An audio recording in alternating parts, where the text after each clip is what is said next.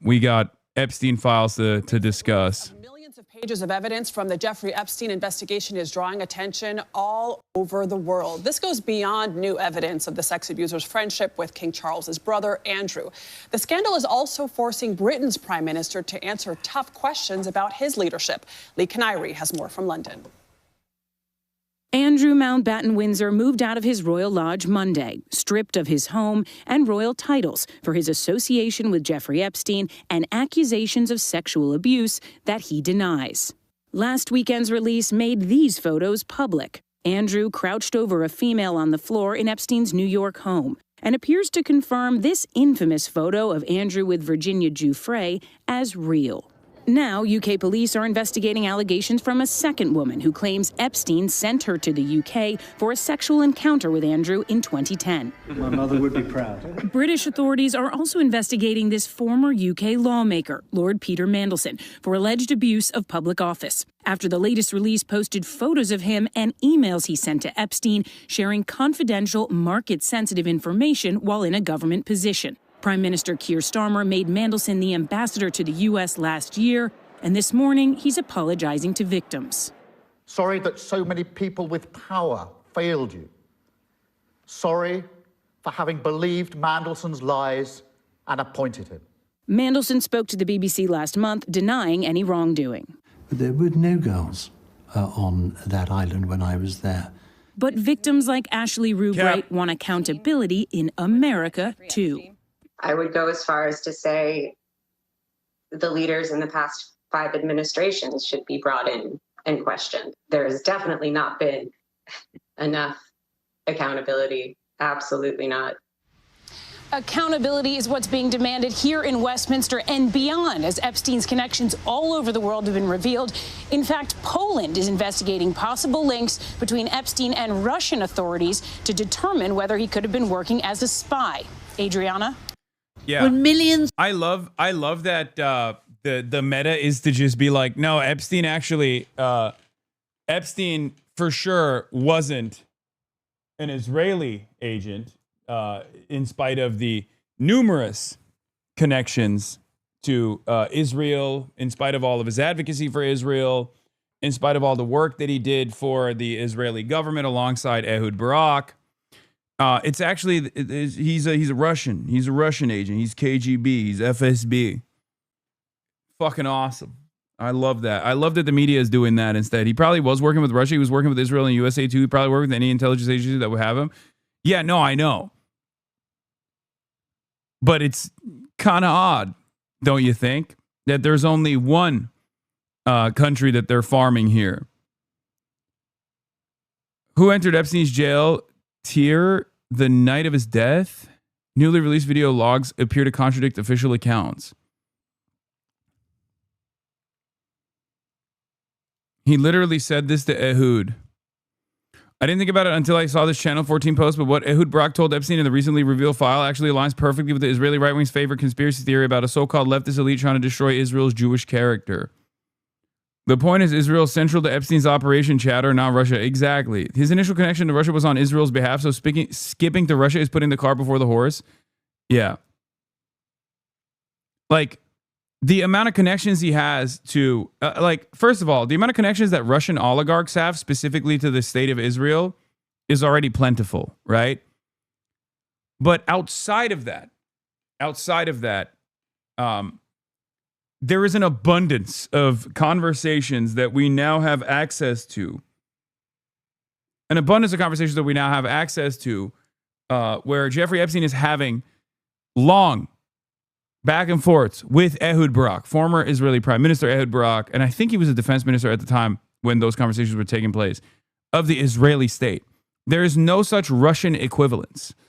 So to hyper-focus on the Russian element here is utterly ridiculous. Yes, I saw the Channel 14 clip. I covered it as well. Like the hostages, the issue of Epstein's connections to Ehud Barak play out completely different in American and Israeli politics. Where Benjamin Netanyahu posted this clip from Channel 14 where they're talking about Jeffrey Epstein's connection to Ehud Barak. For those of you who don't know, Ehud Barak is supposed to be a part of the opposition, or was the opposition to Benjamin Netanyahu. Benjamin Netanyahu's Likud. Ehud Barak is supposed to be the liberal, the more tolerable liberal Zionist opposition, even though they fucking completely align on the issue of Jewish supremacy and ethnic cleansing of Palestinians, right? Very, very little daylight between the two. So this conversation takes place between Ehud Barak and Jeffrey Epstein, where they're discussing the issue with the population growth of Arabs in Israel. Okay, that's the real point of contention that they're trying to address. I want to start there, though, because the way that these guys actually take this conversation is very different. I said it's funny that this was his takeaway, Benjamin Netanyahu's takeaway from the conversation Ehud Barak and Epstein were having about Israel's demographic concerns around the Arab population's growth. Jeffrey Epstein's suggestion to the Arab population's growth is to basically bring in people who are not like originally Jewish, but like white people, and then loosen up the restrictions around conversion. Because from what I understand, as it stands, you have to be an Orthodox Jew if you're converting. Jeffrey Epstein's suggestion is you shouldn't be Orthodox. You shouldn't have to be Orthodox. You just like claim being Jewish as a white guy, and then this will make up for the demographic problems, the demographic concerns that Israel has because it wants to maintain a Jewish ethnic majority, a Jewish ethno-religious majority, right? So Benjamin Netanyahu, on the other hand, has a very different approach to this. He says, an amazing revelation about Ehud Barak that was exposed in recordings of his pedophile friend Jeffrey Epstein. Ehud Barak suggests carrying out selection among Jews and importing to Israel the right kind of Jews, those who are neither Mizrahi nor right-wing. When the left and its messiah, Ehud Barak, fail to win at the ballot box, they try to replace the people. And if that's not enough, they can always rely on Bennett and Lapid's Brotherhood of Brothers to team up again with the Muslim Brotherhood. While Ehud Barak and Benjamin Netanyahu and Jeffrey Epstein are completely aligned on the demographic concerns that Israel has, they might differ in their solutions, even though the original solution to the demographic concerns was to literally do this with Russian migration, famously. Because like there are a lot of Russians in Israel that have no traceable, especially matrilineal Jewish ancestry, right? So they already had done this before to make Israel more white, not just to make Israel more Jewish, but to make Israel more white. They just basically took in a lot of people from the USSR at the time who aren't Jewish, and then they were just like, yeah, these people are Jewish as well. So that's literally all Jeffrey Epstein is suggesting in this instance, a different version of that, right? It's just ironic that Benjamin Netanyahu took that and turned it into something that was beneficial for his, or took that as a threat against his political project instead. Like he cares about the Mizrahi. Asked the Tunisian Berber Jews who came back to Tunisia how nice Israel was to them. Mind you, Tunisia is mainly white, so its Jewish population. The issue is that they're too berber. Yeah. Epstein helped Ehud address this demographic concern via Thiel. Of course, in the years that followed, Thiel's company became heavily involved in Israel and its military, supplying the error-prone AI tools it used to indiscriminately slaughter civilians in Gaza and signing a strategic partnership with its MOD. I mean, I don't know if that had anything to do with the demographic concerns at all. But yeah, he did get Ehud Barak to bring Palantir technology into. It's funny because Netanyahu is basically doing great replacement conspiracy, but for white people. Yeah. Anyway, that's just one aspect of the Epstein saga. Files linked to Jeffrey Epstein land. Interesting that, once again, often not discussed in Western news at all. They exposed the life obsessively documented. Like this video of the convicted paedophile dancing. A billionaire who used his enormous wealth to abuse and hid behind a luxury lifestyle. Ooh. The Epstein files contain videos of massages, private jets, and pools. I've never seen so many beautiful girls. A bizarre mix of more than 2,000 videos, 180,000 images, 3 million emails, texts, flight logs, all still being sifted through. released by the US Department of Justice without context, some videos less than a second long. In this clip, Epstein chases women through a kitchen. Voices of unidentified girls can be heard. There's also this of Epstein, which appears to be filmed while he's in prison. He's secretly recording a video message for two women, who we won't name. You can see I have a little sore on my face that I got from some black guy trying to kiss me. It's really disgusting. Among the files, heavily redacted, sexually explicit videos. And it's not just Jeffrey Epstein's personal images. The files also contain videos captured by the US authorities. Here, Ghislaine Maxwell, in 2016, being questioned over Virginia Giuffre's civil case. Who were the other 17-year-old masseuses they were aware of? I'm not aware of any. Were there any 16-year-old masseuses you were aware of? I am not aware. Any 15? I just want to be clear. The only person that I'm aware of who claims to have been, and we have to, whilst I've established that I was 17, given that she has changed her age so many times. And here she is in July 2020, a glimpse into her life inside her cell. She was waiting to hear whether or not she would be granted bail. And outside it, relaxed, making phone calls, some lasting more than 20 minutes, while facing charges of recruiting women and girls, including a 14-year-old. On Monday, Maxwell will be testifying under oath before Congress. The committee will be investigating the government's handling of the Epstein files. There is this footage from Epstein's Paris apartment. Pharrell Williams' happy plays as a woman dances. A DNA paternity test can be seen on Epstein's desk. The same home where this now infamous photo of Peter Mandelson was taken. Which brings us neatly to here, Epstein outside the Louvre, with France's former culture minister, Jack Lang. Of course, we should say, appearing in the files doesn't imply any wrongdoing.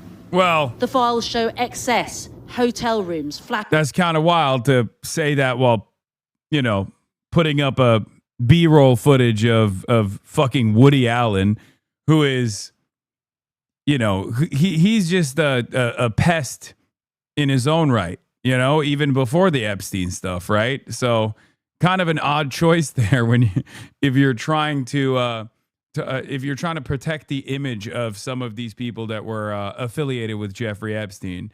Interesting. Cars, selfies.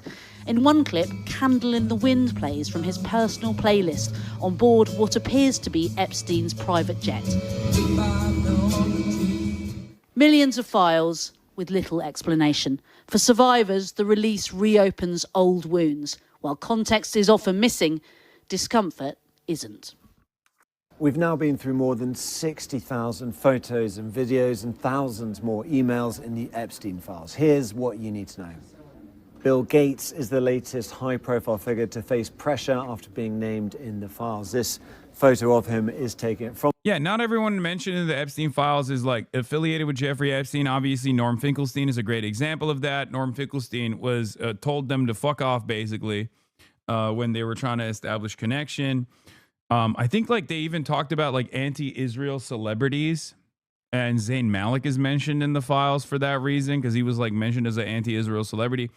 But then there's also the Bill Gateses of the world. And Bill Gates, of course, is heavily involved and implicated in at least trying to figure out a way to rid his wife at the time, Melinda Gates, of a STD that he most likely contracted from someone on the island. We don't have the context around it. And again, merely appearing in the files isn't a suggestion of wrongdoing. Now, in one email sent by Jeffrey Epstein to himself, a draft email that was never sent on to anyone else, he accuses Bill Gates of catching a sexually transmitted infection and then secretly trying to provide antibiotics to his wife at the time, Melinda Gates. Bill Gates has rejected that allegation, saying it is false, and says he regrets ever meeting Jeffrey Epstein. Now, in another email sent by Epstein to himself, he says that he was helping Bill to get drugs in order to deal with consequences of sex with Russian girls. Again, he's denied those allegations, but his wife, Melinda Gates, his ex-wife, has said that he has to answer some questions. For me, it's personally hard whenever those details come up, right? Because brings back memories of some very, very painful times in my marriage, but I have moved on from that. I purposely pushed it away and I moved on. I'm in a really unexpected, beautiful place in my life. So whatever questions remain there of what I can't even begin to know all of it, those questions are for those people and for even my ex-husband. They need to answer to those things, not me. The co-founder of Microsoft has not been accused by any of Epstein's victims, and he called the allegations absurd and completely false. He also spoke on Australia's Channel 9. I met Jeffrey in 2011, so over a period of 3 years, I had a number of dinners with him. The focus was always, he knew a lot of very rich people, and he was saying he could get them to give money to global health. You know, it's factually true that I was only at dinners, you know, I never went to the island, I never met any women, and so, you know, the more that comes out, the more clear it'll be that... I don't know about that, big dog. I don't know about that, big dog. Although the time was a mistake, it had nothing to do with that kind of behavior. We've also unearthed more emails detailing the relationship between Peter Mandelson and Jeffrey Epstein. This is an email from 2010 where Peter Mandelson says he's gone to a spa. It was great, apart from the lack of happy ending. Now, whether that's a joke or not, it's notable that Mandelson is using sexualized language here, because when he's previously talked about his relationship with Epstein, he said that as a gay man, he was kept away from the sexual nature of his life. And then there's this, another email. Bro tried to hit the Kevin Spacey. I'm gay. Like, as though that fucking means that you're not. You can't be engaging in criminal acts. Exchange. And this one was sent on the day that Jeffrey Epstein was released from prison in 2009 after being convicted of soliciting child prostitution. He says, free and home. Mandelson writes back, how shall we celebrate?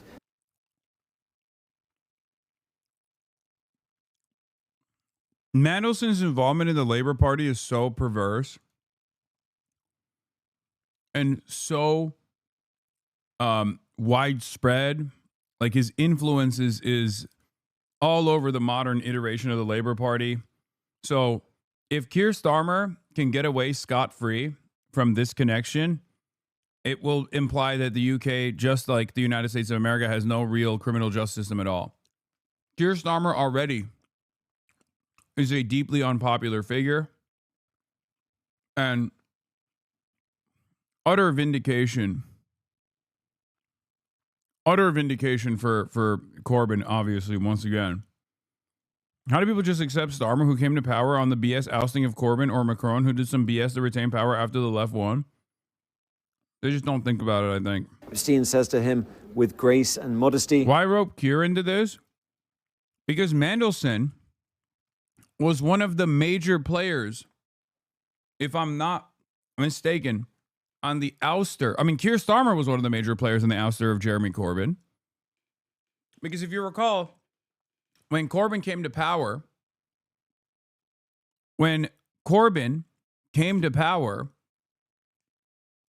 they tried to ouster him on numerous occasions.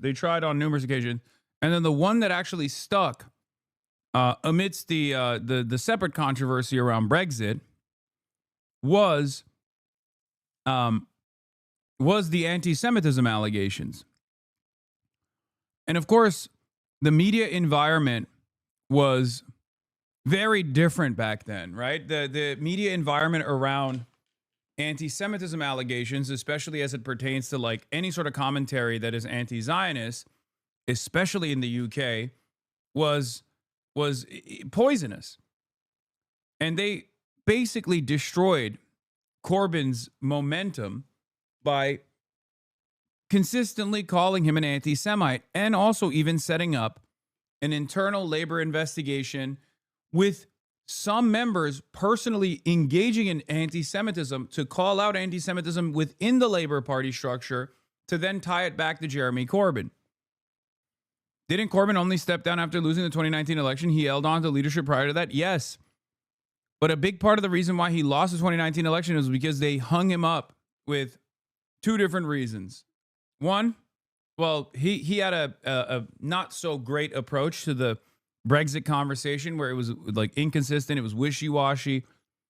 He tried to assume like a left pro-Brexit position while simultaneously recognizing the issues with Brexit, which was certainly a problem. But he also got sabotaged from within the party because, one, he didn't already have enough. He had tremendous support from the rank and file, tremendous support from the Labor Party voters, but he did not have any support within the actual the actual political structure of the party. He had a small contingency of Corbynites within the party, but the rest of the party was actually right-wing Labor acolytes, Keir Starmer being one of them. And the entire party infrastructure basically spent every waking moment trying to cast them out.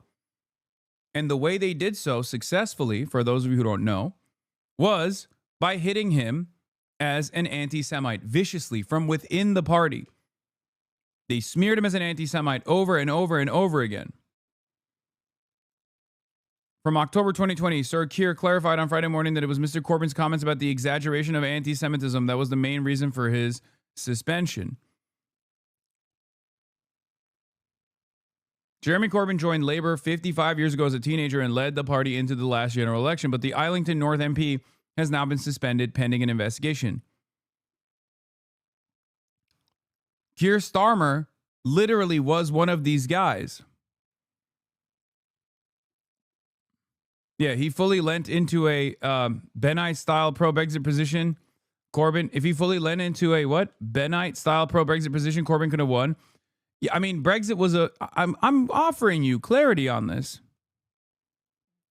One of the main reasons that Peter Mandelson was let off the hook and eased into one of the most important offices he could be given by the Prime Minister was because of his role in internal Labour Party factional affairs. And that is... Yeah, and this internal Labour Party factional affair was around the issue of made-up allegations of anti-Semitism surrounding Jeremy Corbyn. And the reason for why they kept calling him an anti-Semite is because of his now totally vindicated position of being openly supportive of Hezbollah as a political movement in the country of Lebanon and being pro, Palestinian resistance. Like, there are a lot of things that you look back at throughout Corbyn's career where he had moments of political bravery that was not even exhibited by the likes of Bernie Sanders, for example, that offer clarity into how correct his fucking position was right now. But at the time, it was a third rail. And he was routinely punished for it, cast aside, and called and smeared viciously as an anti-Semite. Fabricated attacks, exaggerated attacks, some that by today's standards would not even be considered a fucking attack. Like, being an anti-Zionist is not even a point of contention any longer, right?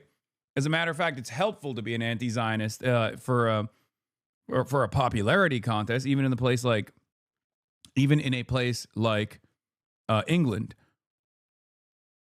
His moral consistency on the issue of apartheid, straight up, was the reason why they cast him aside. They internally shanked him. Is just completely wrong. I mean, I'll quote Peter Mandelson, who said, "I work every single day in some small way to bring forward the end of his term in office," referring, of course, to the Right Honourable member for Islington North, and that comment was made whilst he was leader of the Labour Party, and Lord Mandelson was a Labour Party member. And I would say that that is the reason he was so grateful for the job that Peter Mandelson did, kicking the left again and again in the Labour Party. The reward for that factional role that he boasted about, that he revelled in, the reward for that was that a blind eye was turned to the fact that the Prime Minister knew of the relationship between Peter Mandelson and Jeffrey. Yeah. Yeah. They turned a blind eye to the Epstein affiliations at the time, or maybe they even fucking welcomed it, because these guys were all there to rat fuck Jeremy Corbyn. And the reason why they wanted to rat fuck Jeremy Corbyn was because of his consistent anti-apartheid, anti-Zionist advocacy and position. It was seen as a non-starter. They wanted him out for, his anti-capitalist stance as well. But the weapon that they wielded in the pliant British press was smears and allegations of anti-Semitism. The reason why the Labour Party is the Blairite party once again, under the leadership of Keir Starmer, where their approval ratings have fucking plummeted in spite of their electoral victory, is because they did this. Okay? They knocked the wind from under the sails of the left momentum that Labour had, where Jeremy Corbyn secured more votes in the last election, the last election prior to the last election, than fucking Keir Starmer did in the last election. Think about that. Keir Starmer won the election in spite of his underperformance in comparison to Jeremy Corbyn the election prior. Epstein. The reality is, and I will give way in a second, the reality is that Peter Mandelson wouldn't have made it onto a panel of local election candidates in the Labour Party. Yet he... Chad is saying Labour Party suspended a black Jewish woman, Jackie Walker, for saying that hatred against black people are more prevailed in British society than anti-Jew hatred. Yeah. I mean, the Brits are even fucking crazier. Like, if we're talking about like weird philo-Semitism, the British government and the British media is far worse than like the American government and the American media. I would say that at least the American media just like straight up doesn't cover this shit. Like the New York Times is not writing extensively about my anti-Semitism, right? Like that's just like, Jewish Insider, New York Post, maybe Fox News Digital, and some of these other outlets that are like a part of the ADL smear apparatus. The New York Times is not doing that. Whereas British media will take it to that level. You will have the Guardian and the BBC write about fucking anti-Semitism, the anti-Semitism of Jeremy Corbyn. It's far worse. Or not even just the anti-Semitism of Jeremy Corbyn, but just like anything, any conversation surrounding Israel is immediately it immediately revolves around like how anti-Semitic the fucking person is, unless they're like 100% full-blown pro-Israel. It's pretty wild that it's like, I mean, they got the media on a fucking vice grip over there. He wouldn't have made it into the Parliamentary Labour Party as a candidate for the general election, yet because of his factional role and his relationship with the super rich that quite frankly stinks, he was eased into the position of ambassador to the United States of America. And that's the truth, whether or not people choose to admit it, and I will give way. One of the main reasons... What is this? As a Lebanese guy, I hate Hezbollah. After getting Corbyn, they literally ousted every Corbynite member of the party. Exactly. As a Lebanese guy, I hate Hezbollah for their conservative and repressive local politics. The only good thing they do is anti-Zionism, which is the reason they grew to the position they did within Lebanon. Yeah, of course. I mean, that is the position of Hezbollah. Like, first as a Shia militancy that was like to protect the Shia population, but then obviously more consequentially a paramilitary alongside its like parliamentary initiatives, a paramilitary that was capable of successfully pushing back against Israel and purging the Israeli forces from the boundaries of Lebanon. People are speculating Peter Mandelson, a longtime member of the Trilateral Commission, nominated Keir Starmer to join. Definitely possible. Starmer joined in 2017-2018 just as Mandelson's protege Morgan McSweeney became the director of Labour Together and initiated a plot against Corbyn. By the way, this is where the new British opinion polls look like for voting intention. Reform UK has the top slot with 31. Greens are at 18. Shouts out to the Greens. Labour has dropped down to the fourth position at 16. Conservatives are still at 18%, which is crazy. But now Greens are in the second slot. The UK, as I correctly predicted, is seeing a sea of fascism, a growth of fascism. What a fucking spectacular defeat. Also, your party, due to its internal collapse, is not even in the is in the other category, basically. Remember when I told you that this was what was going to happen with Keir Starmer and there were a lot of naysayers in the chat? Yes, Reform is the fascist party in the UK. And they've been picking up conservative MPs left and right. And they have totally dominated the right-wing slant of British politics since Keir Starmer rose to power. And I told you that already. This is not a tiny sample. This is 2,264 adults. That's not a tiny sample at all. That's actually that's an adequate sample size. Here.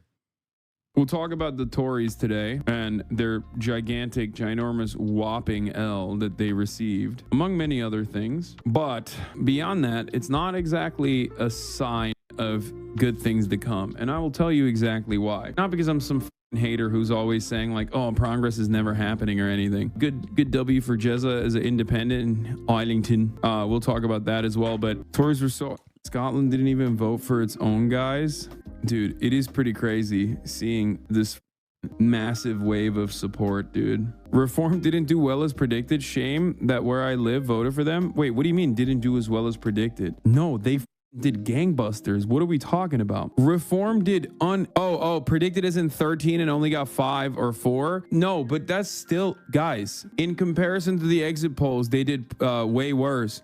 But it doesn't matter. They still got millions of votes, okay? It's like the British Nazi Party getting millions of votes. That's not... Reform won second in 98 seats. Like, you cannot tell me that this is not legitimately troublesome. This is the British Nazi Party, dude. It is crazy. And here's why it's damaging, because immediately people start going, Reform isn't as extreme as other right-wing parties in Europe. Like, people are already doing, people have this tendency without recognizing what they are doing to normalize extremist politics. And this unfortunately never happens for leftist politics. It never happens for like socialism. It only happens for further and further reactionary right-wing politics. And I don't even think that guy is like secretly a Reform supporter or anything. I just simply think that guy is doing the predictable thing that many people do when they see a genuine cause for concern, and then their first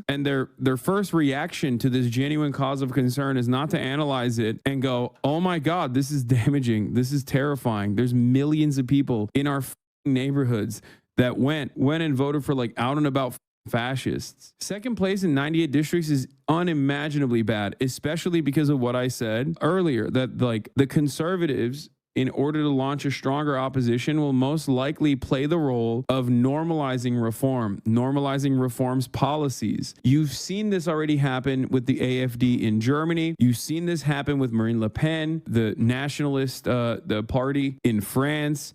It starts off marginal, and then before you know it, 2 election cycles later, you're like, what the fuck's going on? How do we get here? And there's always people like myself who have been cut. Bro, there's still people saying Green's too extreme. Like, come on, brother.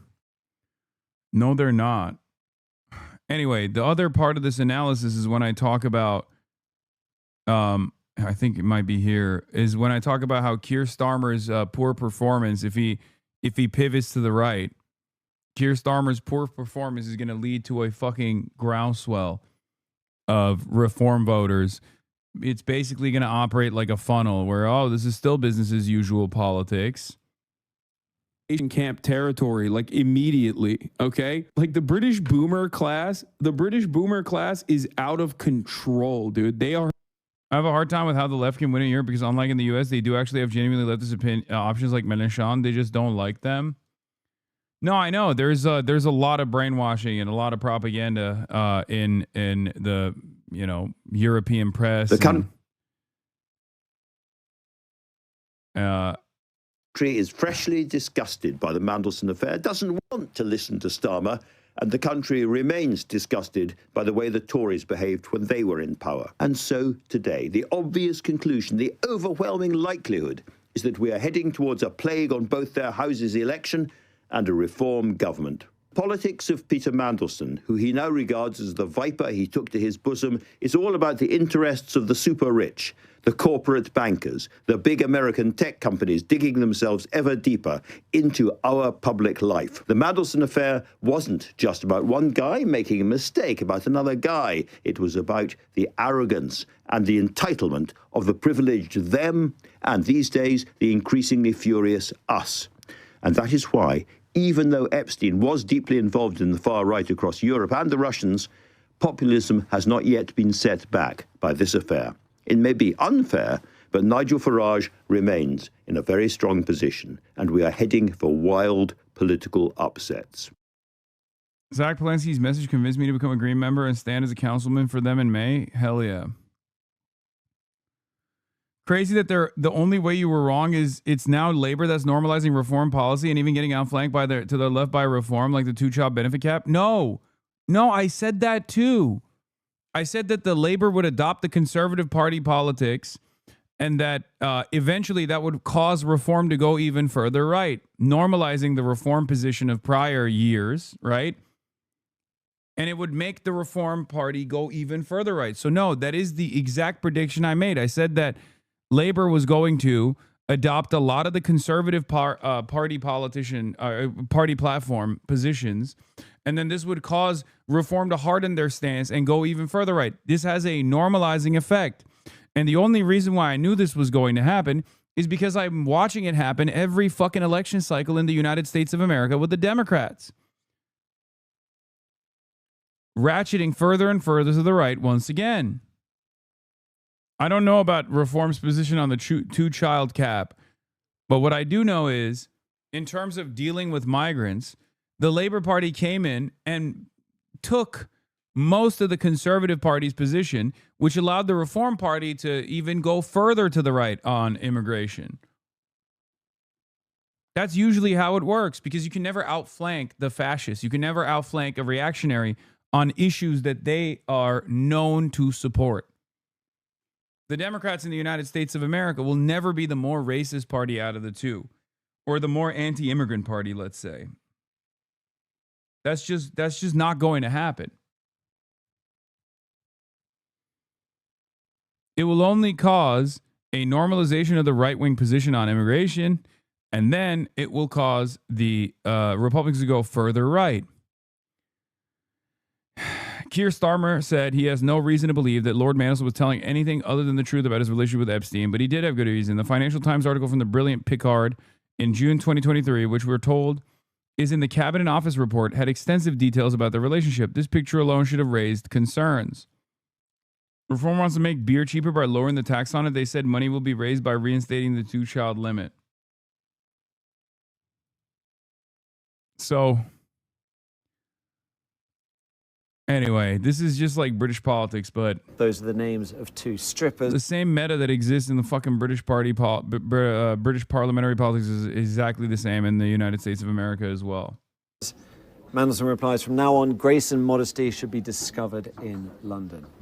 We've also found new video of Jeffrey Epstein himself, apparently in detention, apparently sending a covert message to 2 women. We're not naming the 2 women.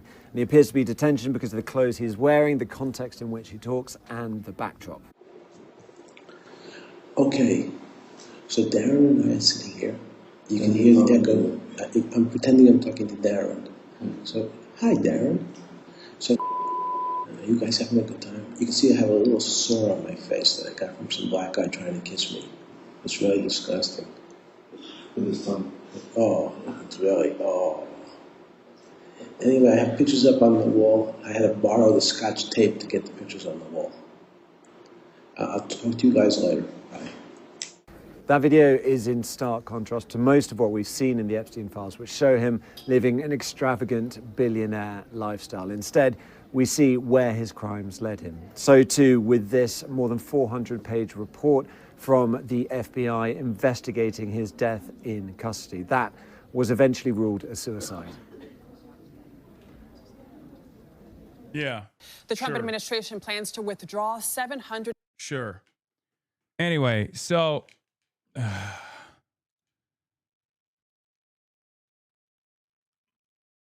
where is it? Last part of the Epstein saga that I want to dive into briefly, we can get back to it in a little bit, is of course this aspect. Murdoch-owned New York Post puts on Facebook a story teasing that Epstein was a foreign agent for Russia law. They didn't turn off the comments, and well, no one in the massive comment section was buying it. Okay? Telegraph did this as well. Poland to examine the increasingly likely possibility that pedophilia scandal was co-organized by intelligence services in Moscow. Okay? Best part of Russiagate 2, the Israel obfuscation, is that no one buys this theory. If no one buys this theory, it means that there's a good chance Bill Clinton, Larry Summers, Bill Richardson. Oh, sorry. If one buys this theory, it means that there's a good chance Bill Clinton, Larry Summers, Bill Richardson, Reid Hoffman, and other prominent Democrats are all compromised by Compromat or whatever, creating a double reverse Russiagate. They can't say it's Israel for some reason. I wonder why, right? So they have to obfuscate and claim it's Russia. But if it's Russia, then all of these prominent Democrats that are Epstein affiliates are all Russian agents or have been compromised by Russia. You can't have it both ways. The Russiagates are going to collapse in on themselves until we end up with Putin building Compromat on the whole world, thus liberating our liberal class from any meaningful power analysis or introspection. In the end, everyone will get off the hook, even Putin. This is a good way to formulate it. The problem with Russiagate and Russia Anglo Epstein's isn't that they are wrong, but they are way, way too narrow. These are scandals of global oligarchy, of which the Russian component is but a subset. Yeah, both the Epstein scandal and Russiagate are about a sphere of elite impunity where American consultants, Russian oligarchs, Saudi princes, European politicians, Israeli intelligence figures, and British ex-spies all swim. This is silly, I'm sorry. His contact with Russia was limited, largely on behalf of Israel, and mostly pre-2014 invasion of Crimea when Russia was not non grata. There's overlap, but there's also distinct spheres of influence, and flattening into global oligarchy obscures this. His Israeli and U.S. contacts are 100 times more than his Russian ones. It's not even close, and boosting the latter obviously serves to obscure the former. That's precisely the reason why they're doing it, by the way. The reason why they're doing this, like, oh, there's a real Russian component to this investigation from Poland, but onward, is because they don't want to say Israel. And they think, oh, well, this way we can tie it and obfuscate the Israeli intelligence angle, and we can tie it to a foreign adversary that everyone can unconditionally get behind fighting against. Okay? That's it. It's totally, nakedly, brazenly a distractionary technique. They're just trying to deflect away from the main point of contention here. And it's ironic because many people, either for like illegitimate and somewhat anti-Semitic reasons, or for the overwhelming majority, very legitimate and very, because they're capable of critical thinking, reasons such as that, it's Israel. Okay? That's it. It's so fucking ridiculous. It makes no sense. Like, which one do you think is more prominent a fixture in Epstein's in Epstein's relationship with foreign with foreign spying with foreign intelligence agencies, Russia or Israel? Oh, maybe it's China. Yeah, exactly. Suspicions are growing and action is now being taken. For Polish Prime Minister Donald Tusk, the latest information... It's ironic because this reminds me of the Russiagate investigation that was conducted initially. As you guys know, I was never big on the Russiagate stuff regardless. Although I did think that there was definitely enough evidence that Russia was meddling in the affairs of the U.S. election, as great powers do. The ways in which the Democrats coped with the Hillary Clinton defeat was to tie everything back to Russia, right? They abso-fucking-lutely went above and beyond tying anything and everything back to Russia and Russian interference. It was ridiculous because it was a way to not do the proper autopsy of why Hillary Clinton had lost the election, right? Now, in the process of doing this Russiagate investigation, what they actually uncovered was that, yes, of course, there was Russian intervention or attempts at intervention, but they also found that there was a lot of Israeli intervention in the elections. And they very quickly were like, oh, never mind. Let's not look into that direction at all. And it's happening again. But this time, they are using the Russiagate angle, the Russian interference, Russian agent angle, as a way to obfuscate from something that every single person with like 2 working brain cells can comprehend. It's very interesting. Russiagate was top-down, manufactured by one powerful faction of the U.S. elite to cripple a rival faction. A daily stream of spy agency leaks to friendly media. The narrative was one side is evil, one side is good, whereas the Epstein scandal implicates the entire ruling class. Exactly. I don't understand. Everyone knew. Everyone was involved. You had so much backup. How did Epstein even get behind bars? Alexander Acosta. Alexander Acosta unceremoniously became Trump's labor secretary. And Julie K. Brown and the Miami Herald investigated Alexander Acosta's background because it was a name that they remembered from the 2008 Jeffrey Epstein court case. Alexander Acosta was the prosecutor that gave Jeffrey Epstein this insane sweetheart plea bargain, one that allowed him, regardless of his, regardless of the nature of his crimes, one that allowed him to leave prison on a fucking worker structure. I forget what it's called, but like it was unheard of. There's never been a moment where someone who got their sex trafficking of minor charges reduced to trying to solicit prostitutes that were literally children, by the way, but they made it seem like he was just trying to solicit. I guess they did say, work release. Thank you. A work release program. There is no world where you get a work release program if you're a pedophile. Okay? There's no world where you get your sentence reduced as much as Jeffrey Epstein did. And there's certainly no world where you get put on work release as a pedophile. At most, if you are a pedophile in prison, they will put you away from Gen Pop because if you're in Gen Pop, they will kill you, right? So you're kept under close watch. There is no world where you get work release as a pedophile as you are carrying out your sentence. Like it's unheard of, dude. It's like getting a work release as a serial killer, okay? Included in the release of over 3 million files adds to concerns that the Epstein pedophilia scandal was co-organized by Russian intelligence. Anyway, Julie K. Brown conducts an investigation with Miami Herald going back to the Epstein files. It becomes viral, and then it becomes such a major issue that the Trump administration has to address it. The Department of Justice, not the Department of Justice, but the Southern District of New York reopens the Jeffrey Epstein case, take a closer look at it. And they arrest him, obviously, because there's a lot of fucking evidence that he has continued his conduct. And they take all of his data from his New York mansion, his New York residence, and then he dies under the watch of Bill Barr in a federal prison. The same federal prison that Luigi Mangione and Maduro are in right now. This has pushed the Prime Minister to ask for a probe to be conducted into Epstein's possible links with Russia's secret services, as well as to Tusk's. I was in work release for heroin addiction in like 2012, and I'm very sorry to tell you that you are very wrong about this. You get work release for pedophilia? It's child endangerment. I mean, I know the criminal justice system is very bad at work release, but he didn't spend most of his prison sentence in. Chomos get work release and into halfway houses all the time. Chatter.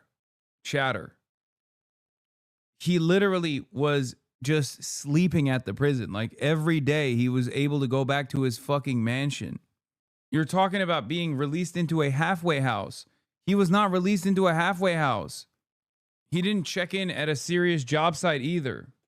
Oh, he didn't die in the same prison as Luigi? I'm aware he's a different case. I'm just saying it's not unheard of. Oh, country. A growing number of commentators and experts assume that it is highly probable that this was a premeditated operation by the Russian KGB. This so-called honey trap set for the elites of the Western world, primarily the United States. This can only mean that they also possess compromising material against many leaders still active today. Suspicions that are fueled by the release of emails showing the lengths Epstein and his associates went to recruit young Russian women, with documents including requests to book flights from Moscow to Paris and to New York. A honey trap designed to blackmail the global elite. Vladimir Putin is named over 1,000 times. Epstein died in Metropolitan Correctional Center in Manhattan. Luigi and Maduro at MDC Brooklyn. Sorry. I'm wrong. I apologize. It's MCC, not MDC. You're right. In the latest documents, exchanges discuss appointments to come between Epstein and the Russian president, including after Epstein was convicted of procuring a child for prostitution. Previous emails also appeared to show Epstein offering advice to politicians on how to deal with Donald Trump. The question as to whether he was working for secret services isn't a new one. For years, some have suggested Epstein was in fact working for Israel's Mossad. Donald Tusk said that he would encourage others to pursue an international investigation. I like that the entire video is about connections to KGB, and then there's like a brief moment where they revealed a Mossad angle. Nice.